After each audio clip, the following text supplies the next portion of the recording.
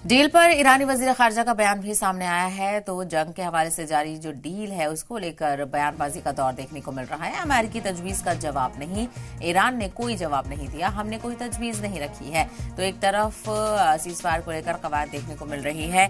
Iran भी कह चुका है कि वो जंग रोकने के लिए तैयार है, लेकिन उसकी शर्त है कि दोबारा हमले ना हो।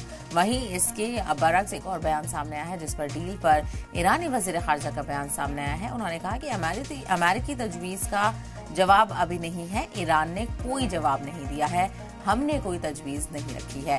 तो कोई भी तजवीज रखने से ईरान मना करता हुआ नजर आ रहा है और ईरान ने कोई जवाब नहीं दिया है, ये भी कहा जा रहा है।